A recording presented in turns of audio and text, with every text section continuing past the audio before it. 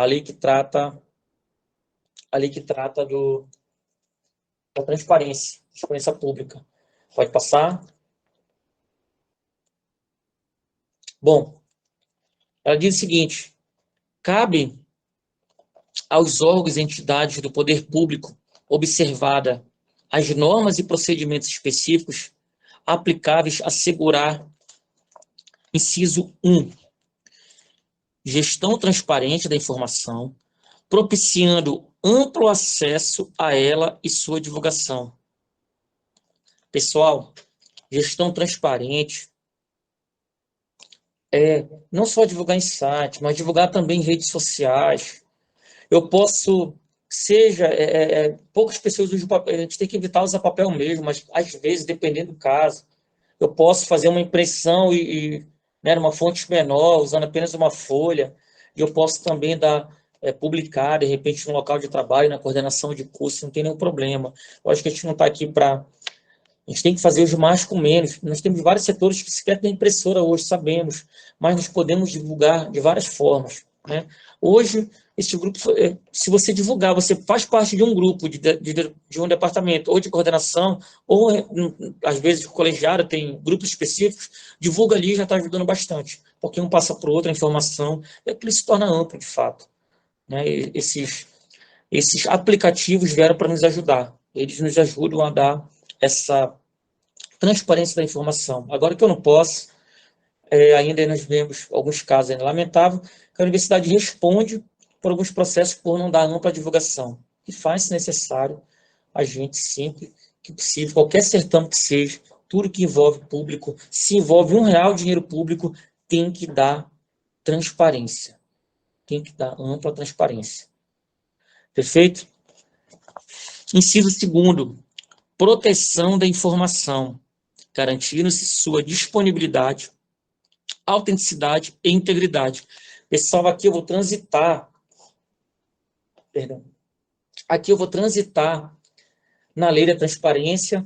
São 2 leis ordinárias, certo? São leis de fácil aprovação, e na Lei Geral de Proteção de Dados. A Lei Geral de Proteção de Dados, aqui no Brasil, ela veio para essa finalidade, para proteger a informação, certo? Garantindo a disponibilidade, autenticidade e integridade dessas informações, desses dados. A lei de transparência, lá em 2011, ela vinha sobre isso, ela falava, e a Lei Geral de Proteção de Dados, ela vem regulamentar isso. Ela se aprofunda muito mais, porque ela fala como eu devo proteger, como eu devo separar, como eu devo mapear esses dados e como eu devo protegê-los. Você está entendendo? Eu estou transitando entre 2 legislações, uma de 2011, uma começou a vigorar agora, né? Mas, na verdade, ela teve sua vigência no ano de 2018. Tudo bem, isso que agora, né, pelo fato do Tribunal de Contas da União cobrar das universidades, muitos começaram a implementar agora, mas a grande maioria está atrasada ainda. Tudo bem? Proteção da informação sigilosa e da informação pessoal, observada sua disponibilidade, autenticidade, integridade e eventual restrição de acesso. Pessoal, proteção da informação sigilosa. Em regra, nossas informações da Unifap, elas são públicas ou sigilosas?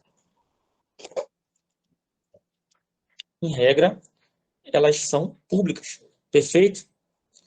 Mas nós temos na legislação, que tiver com a internet aí, no artigo 24 da Lei de Transparência, ela fala, nós temos informações secretas, nós temos informações ultra secretas, só um minutinho que eu vou pegar aqui, o artigo, salvo engano, o artigo 24 mesmo, só para evitar qualquer dúvida.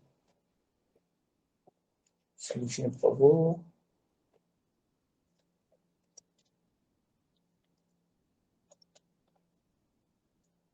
E toda vez, pessoal, que vocês forem pesquisar uma legislação na internet, sempre peguem, para evitar problema, para vocês evitarem estarem, de repente, pegando dado na internet de forma equivocada. Para quem não é do direito e está aqui, sempre busque pelo site do Planalto, porque o site do Planalto ele é atualizado diariamente, tá bom?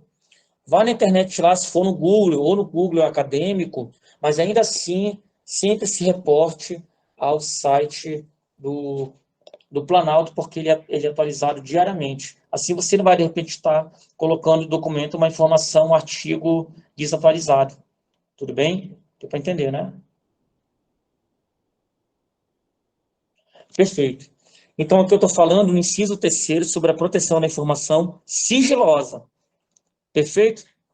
Informação sigilosa.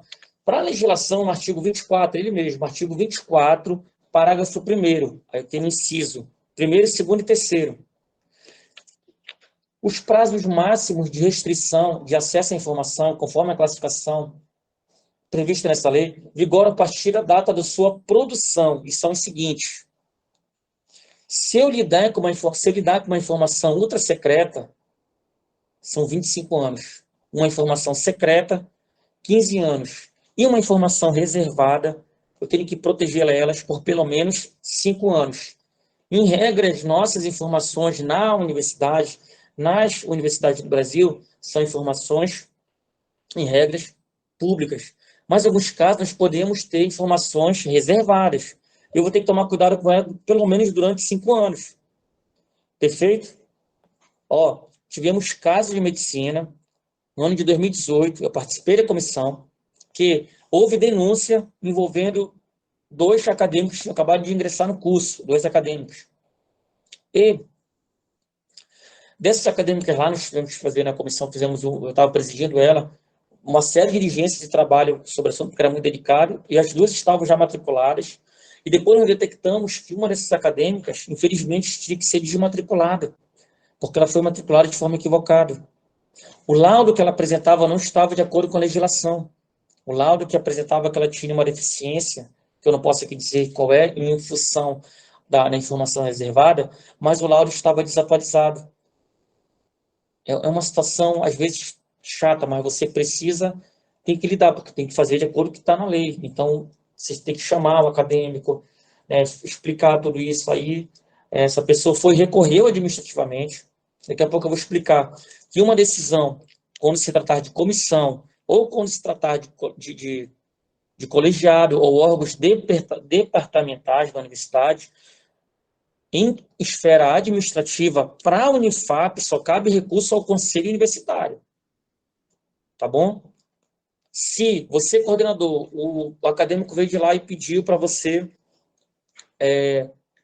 ele falou que ele fez o trabalho XYZ lá, mas o professor disse que não fez o trabalho XYZ, fez só o trabalho X.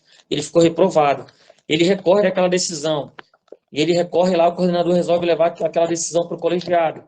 O colegiado disse que realmente o aluno não comprovou o que fala, e o professor está aqui dizendo, está aqui a nota de frequência, enfim, tem uma série de fatores.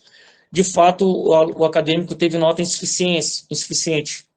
O colegiado indeferiu o pedido dele. E ainda assim o acadêmico está insatisfeito, ele pode ainda administrativamente recorrer na Prograde, ou ele pode ir até o Conselho Universitário, que seria a sua última esfera administrativa, depois só judicial. Quando a comissão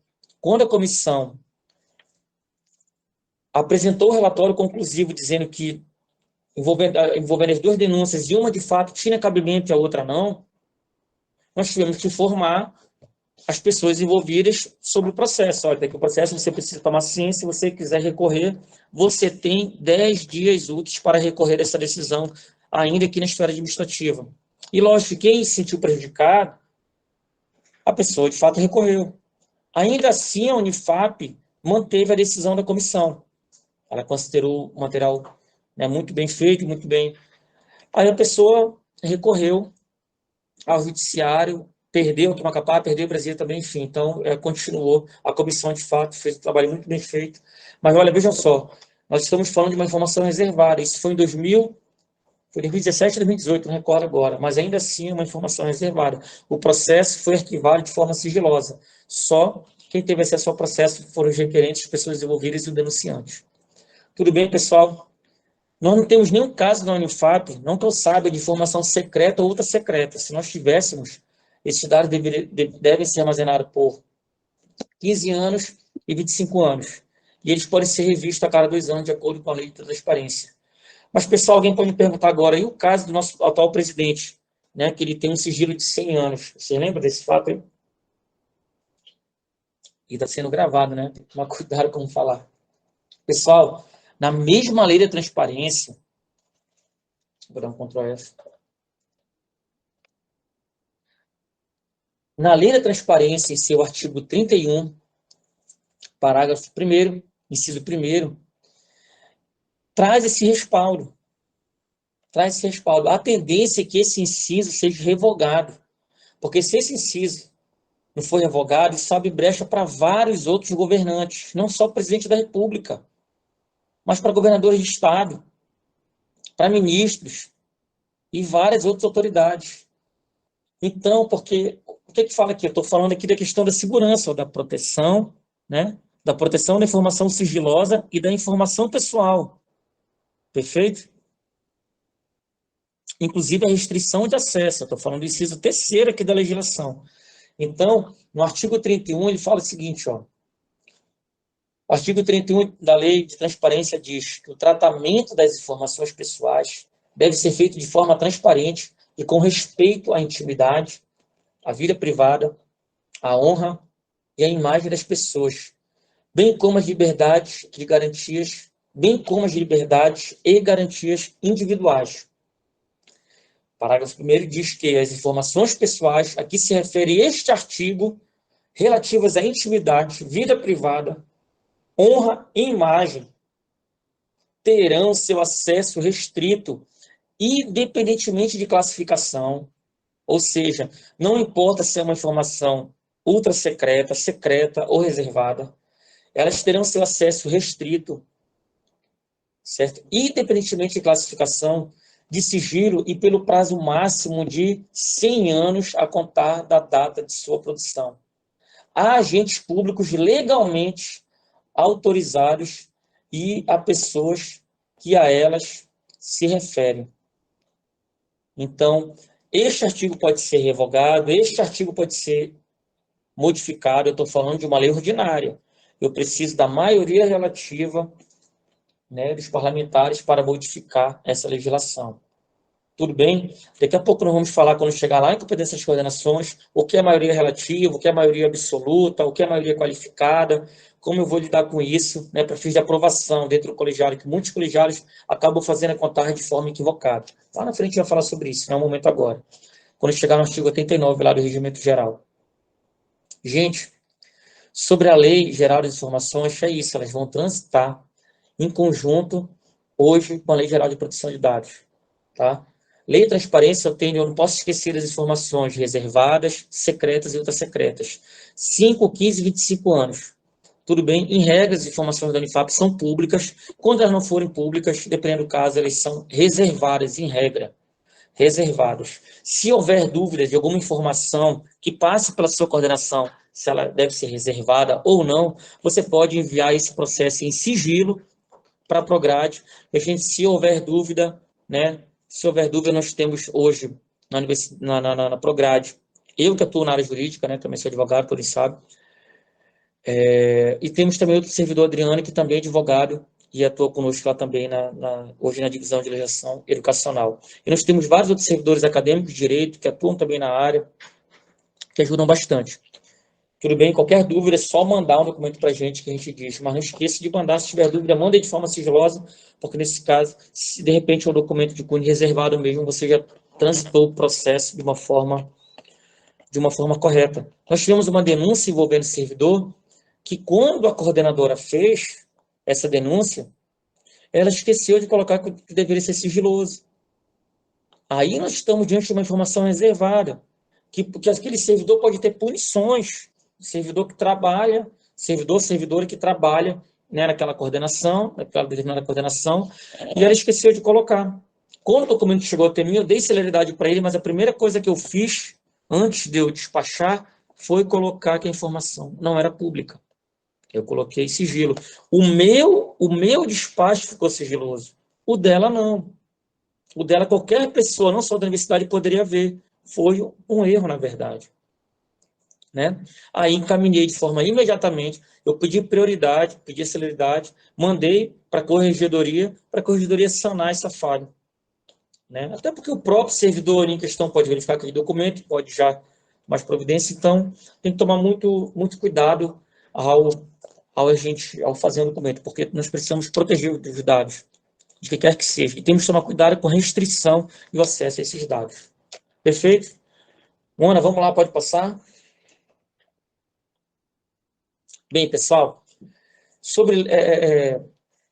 eu quis falar para vocês inicialmente sobre alguns casos, né, da Unifap, falei sobre a Lei Geral de Proteção de Dados, falei sobre a Lei de Transparência, né, algumas dúvidas já foram sanadas aqui, mas eu quero falar para vocês aqui agora sobre alguns problemas, alguns memorandos que chegam sobre problemas físicos, né, problemas estruturais nas coordenações.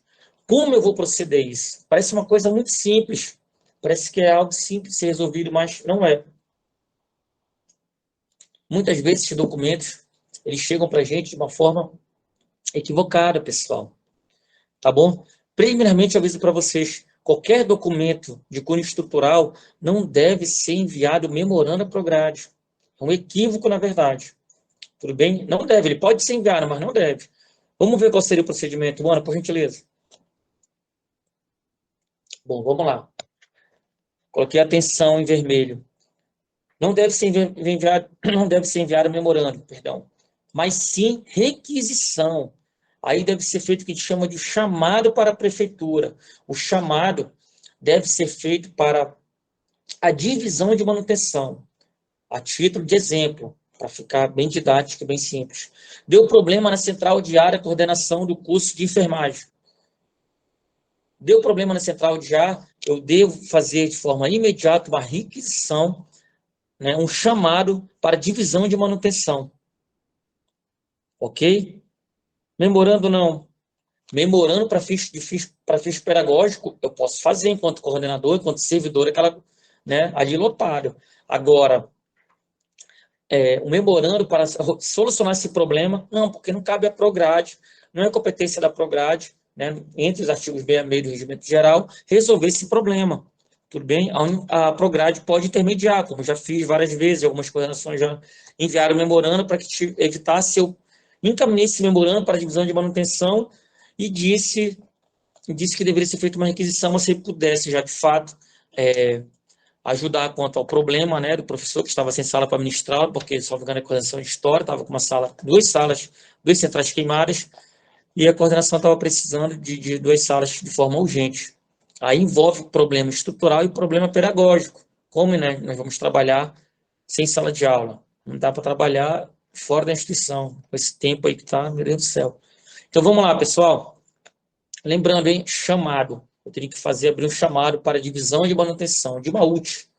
Assim que essa é a divisão, né, que compõe a nossa prefeitura, tá bom, da Unifap. Ana. Bom, por que eu falei sobre essa questão, pessoal? Essa é uma orientação da própria CGU, não é do Nariton, não é da prefeitura, não é da gestão da universidade. A Controladoria Geral da União hoje, ela pede requisição, porque com a requisição, elas conseguem ter acesso às informações. Tudo bem? Elas têm acesso às informações possíveis. Então, com essa, se eu abro uma requisição dizendo que deu problema na central da Prograde, eu digo, olha, nós estamos sem condições de trabalhar aqui, porque a central deu problema, está um calor aqui infernal. Não temos condições de trabalhar, eu fiz uma requisição. E naquela requisição, quem for atender ela vai ter uma numeração, vai ter o servidor, o local, o dia, e a empresa terceirizada, quando for fazer o serviço, a empresa que ganhou a licitação, ela vai dizer qual foi a peça que deu o problema, ou é uma questão preventiva, ela vai dizer lá o problema, e a CGU vai ter acesso àquela requisição. Ah, se deu problema, estava faltando gás na central, a central estava com pouco gás, então começou a ficar quente, então estava faltando gás. Então, o que acontece? Ela vai ter esse acesso. Uma semana depois, eu vou abrir uma requisição lá e eu disse que deu problema de novo, não está refrigerando, deu problema. E se a empresa ela coloca no justificativo o mesmo problema, tem coisa errada. Como é que uma semana aconteceu esse mesmo problema, nessa mesma central, nesse mesmo lugar, não teve nenhum fato atípico, porque já o gás acabou em tão pouco tempo. Então, a CGU acaba tendo esse controle também. Né? Até uma espécie de controle também sobre os próprios fiscais. Nós sabemos que cada fiscal da universidade, cada contrato deve ter o gestor, deve ter um fiscal de contratos, deve ter o gestor administrativo, deve ter o fiscal técnico, deve ter os suplentes, uma série de fatores, dependendo da complexidade do contrato. Tá bom? Então, é uma forma de eles controlarem. Alguém colocou uma coisa aqui no chat sobre o que nós estamos falando? Bom, o Fernando Amora disse o seguinte: o problema do chamado para a divisão de manutenção é que apenas o coordenador do curso é que pode fazer o chamado, e depois apenas o coordenador pode acompanhar. Como sabemos, a CH do curso, a coordenação do curso do coordenador é de apenas 20 horas. De fato, o AF, que chama como se fosse uma FG, né? A carga horária de fato é de apenas 20 horas. E assim os demais servidores da coordenação não podem acompanhar o andamento do pedido. Olha, aqui a minha sugestão seria o coordenador e o vice-coordenador acompanhar. O coordenador tem carga horária de 20 horas administrativa e o vice-coordenador tem carga horária de 10 horas, né? De 10 horas de cunho administrativo. Então, eles podem acompanhar para dar mais celeridade ao problema. Eu penso que, por hora, eu não vejo nenhum problema com relação a isso, tá? O sistema também poderia ser liberado para servidores técnicos registrarem e acompanharem o pedido. Assim, é uma forma de descentralizar esta tarefa. Fernando, eu vou anotar aqui a tua observação. Eu vou anotar e vou perguntar. Eu não vou dizer que vamos resolver, mas eu vou levar essa tua proposição. Licença, se me dá, só sobre o assunto, na coordenação do jornalismo, o servidor técnico é quem realiza, ele faz requisição e acompanha. Mas aí o coordenador, a coordenadora, precisa dar uma autorização, que eu não vou me lembrar agora como é que faz, mas eu fui atrás disso, pela mesma razão, que eu acho que precisava descentralizar. E é uma autorização que a coordenação faz. Eu fui na Projeto, fui no NTI, só estou recomendando que é possível. Eu não me lembro realmente agora o caminho que eu fiz, mas é possível. Obrigado, professor. Então, Fernando, a tua questão foi respondida, que bom. Em tempo bem hábil. Se a coordenação do seu curso, né, verificar junto à divisão de manutenção, né, hoje é o colega Ronan e o colega Éder, que está lá, o arquiteto, verificar essa questão dessa liberação já facilita bastante para você, né, para a coordenação a qual você é lotado, tá? Eu vou colocar aqui o passo a passo, estou perguntando aqui, olha, o prazo de 5 dias vale para a prefeitura? Aí, professor, é o seguinte, depende da complexidade do problema, né? Vai depender da complexidade. Em regra, os nossos prazos hoje são de 5 dias.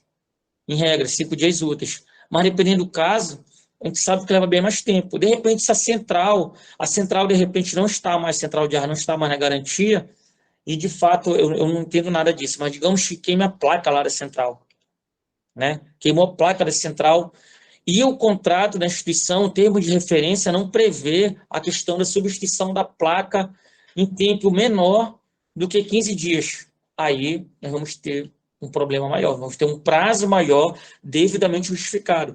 Por isso que, nesse caso, é importante ter uma boa licitação, um bom termo de referência para evitar esse tipo de problema, né, junto à instituição. Porque nós sabemos que, às vezes, nós temos problema com água na universidade que, meu Deus do céu, desde quando eu era acadêmico na instituição. Agora começou a melhorar desde quando eu era acadêmico, em 2004, nós temos esse problema relacionado à água. Então, problema relacionado à manutenção, eu não vou dizer que a regra é para todos esses prazos, todos esses pedidos é 5 dias. Tudo bem? Aí, então, a professora Kellen Gomes confirmou que é possível. Se requisição pelo SPAC, o nosso TAI consegue cadastrar, mas só os coordenadores e vice autenticam. Então, a coordenação de enfermagem está dizendo também, né, que o servidor também ele consegue cadastrar, mas coordenação e vice-coordenação vão autenticar aquele documento, que já facilita bastante, né? Você já faz o documento, vão apenas autenticar, tá bom? Então, a conversa pode continuar no chat, sem problema nenhum. Se qualquer dúvida, pode levantar a mãozinha e está por aqui, tá? Então, repito, a orientação é da CGU, tá? Aí, Fernando, você pode depois verificar junto à prefeitura qual seria o procedimento para que você tenha, né, esse amplo acesso, tá bom? Ana, por gentileza. Bom, aí eu repito, né, que a questão dos memorandos, se houvesse problema e não fosse sanado em tempo de 2, 3 dias, 5 dias úteis, e você está sendo prejudicado, aí o Qual é a nossa recomendação? Da Prograde e da COEG? Enviar um memorandos de cunho informativos, eles podem ser enviados para a Prograde, COEG e departamentos ao qual a coordenação está vinculada, para fins de ciência e ou demais providências pedagógicas. Nós vamos ter que dar uma solução pedagógica para que o professor, o acadêmico, não se sinta prejudicado. Né? Não tem uma outra sala, a gente pode verificar uma outra sala que seja outro bloco, mas nós precisamos, né, verificar uma saída, né? Especificamente nesses dias, vamos fazer, ou nesta semana vamos fazer ela remota em virtude desse problema. Todos os acadêmicos estão de acordo, todos os acadêmicos têm celular, tem o aplicativo lá adequado, Google Meet, o aplicativo Zoom, para entrar na sala e acompanhar, ninguém vai ser prejudicado. Aí é um fato atípico, né? Sem problema nenhum. É o que a gente chama aqui nesse caso de supremacia do interesse público. A supremacia do interesse público deve prevalecer sobre o privado. Aí não teria um problema, nem precisa, lógico, para questão de colegiado. O coordenador pode aprovar isso. E quando eu falo coordenador pode aprovar, porque tem previsão lá no artigo 89, certo? O coordenador, gente, já eu vou falar sobre a questão da coordenação especificamente no artigo, logo mais, se não der tempo hoje, mas amanhã, mas antecipo para vocês que nós temos muitos documentos que o coordenador, ele aprova e coloca um documento que ele aprovou de referendo. Nós temos que entender o que significa isso, temos que entender que o coordenador ele não aprova de referendo. O coordenador ele tem suas atribuições no artigo 89 do próprio regimento interno, assim como o colegiado tem suas atribuições no artigo 91. Perfeito? Mas quem aprova ad referendo na universidade hoje é apenas a figura do reitor ou reitor em exercício. Neste caso agora, nós estamos com a professora Simone, que está como reitora em exercício, né, desde o mês passado, e ela tem uma portaria até o dia 22, portanto, nós temos uma reitora em exercício até o dia 22. O presidente da República tem uma lista tríplice, lá teve votação, ele precisa nomear alguém até sábado, porque a universidade não pode ficar nenhum dia sem reitor, né? Não tem não é permitido, então nós temos que tomar esse certo cuidado. Tudo bem? Pode passar, por gentileza, que eu tenho... Aí eu passo a passo, pessoal. Se alguém quiser anotar, vou dar um tempinho, olha. Para quem nunca fez, tem um passo a passo, é muito simples essa questão dessa requisição. Né? Você entra no CIPAC, a setinha para abrir chamado, depois você vai em assistência, criar chamado. Se estiver na frente do computador, pode fazer isso agora. É algo bem simples. Ou o servidor técnico, que ainda não fez, né? Que, como o colega mencionou agora, que apenas o coordenador e o vice-coordenador estão acesso na coordenação dele, mas é muito simples isso daí, e ele é muito prático. Você consegue acompanhar em tempo real, você coloca lá o teu celular e, caso você queira, né, passar aquela informação ou que alguém te pergunte, e tem uma série de fatores aí que a requisição é bem mais fácil. Foi um acerto da CGU, a meu ver. Aí. Sabe por que foi um acerto, pessoal? Esse sistema foi tão caro, assim, para quem... Eu ministrei um curso no ano passado na universidade para alguns servidores. O curso era voltado, o título dele era para a criação de relatórios, pareceres, eu trabalho muito com pareceres no Unifap, relatórios, criação de relatórios, pareceres, nota técnica e nota informativa. Infelizmente, a universidade perde um tempão no final do ano fazendo relatório, tendo retrabalho, porque o sistema ele deveria te dar muitas informações. O sistema poderia te ajudar. Pode observar vários outros órgãos, o Tribunal de Justiça, ele coloca, lá na comarca tal de Calçoene, vara única. Tivemos X decisões, Y número de despachos, número X de sentenças, atos normativos foram tantos, diligências outras tantas, então assim, ele te ajuda, o sistema ele vai colocando isso no final do ano, só pega essas informações. E agora que o Tribunal de Contas da União diz que nossos relatórios das instituições públicas federais devem ser atualizadas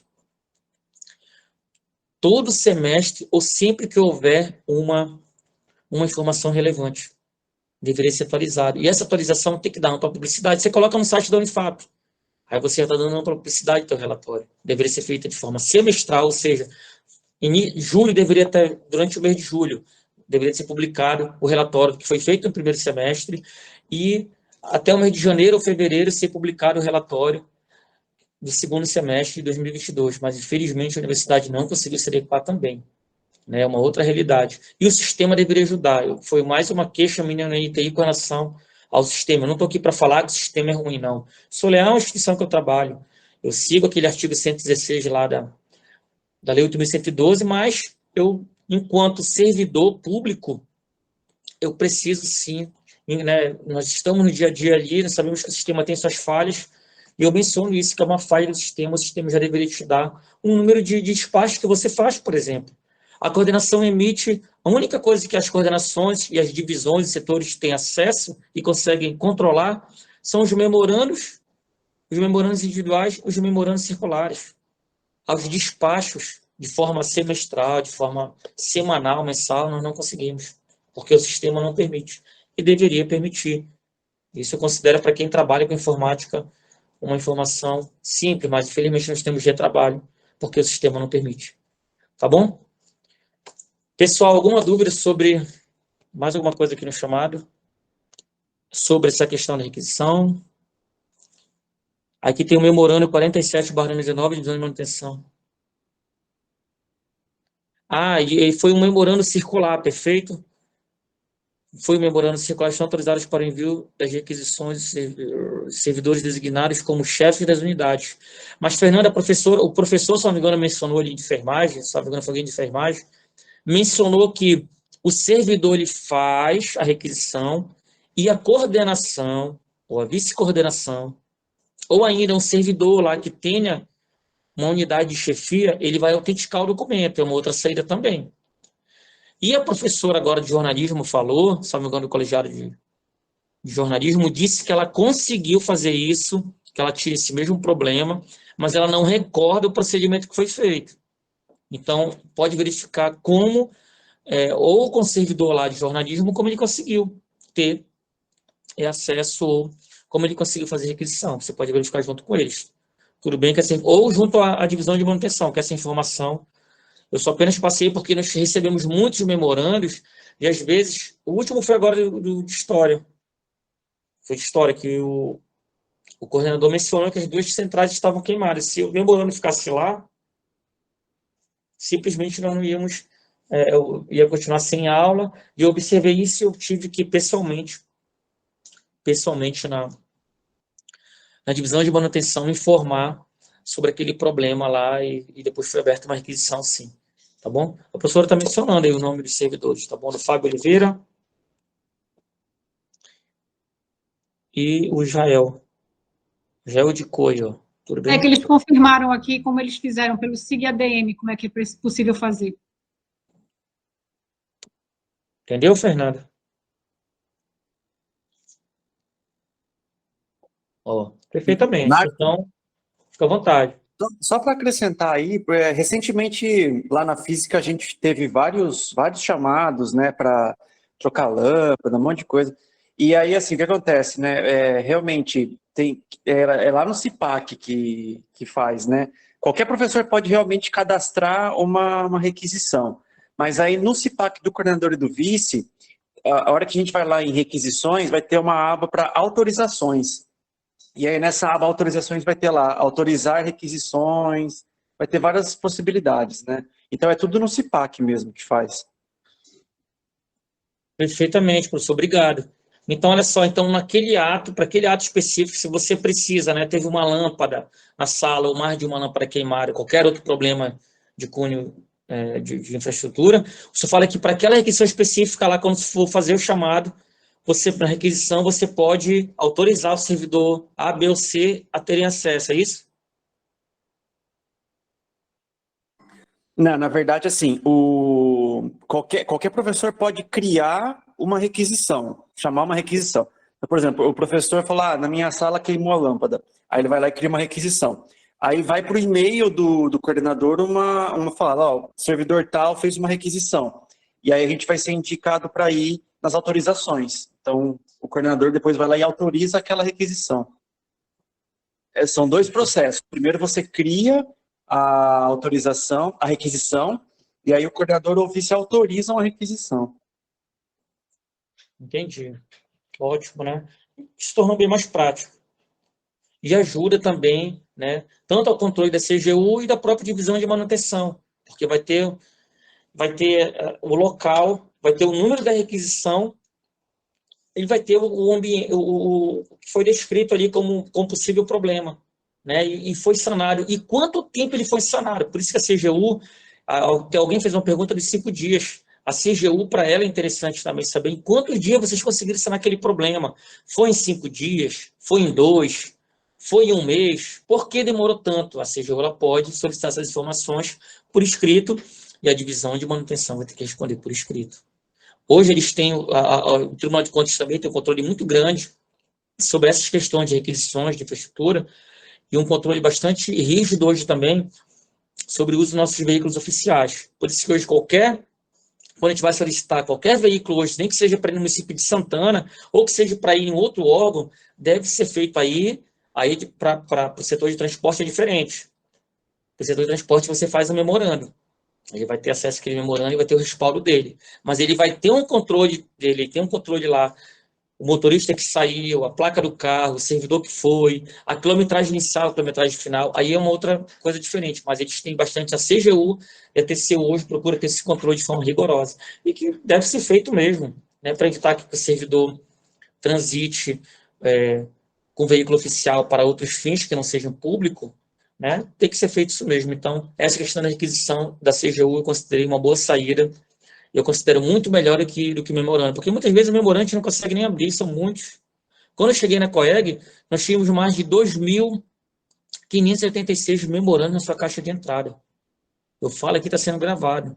Em julho, para quem nesse sistema, não sei se permite ver hoje, 2.586 memorandos na caixa de entrada.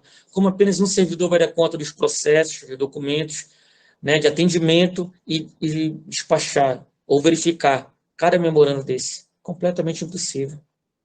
Nem trabalho em domingo a domingo. E o trabalho tem que ser de segunda a sexta. Vamos lá, mas às vezes é necessário, né? Alguns dias a mais. Professor, obrigado. Professora, também obrigado pela... Tá ali o passo a passo. Pode passar, por gentileza, Ana.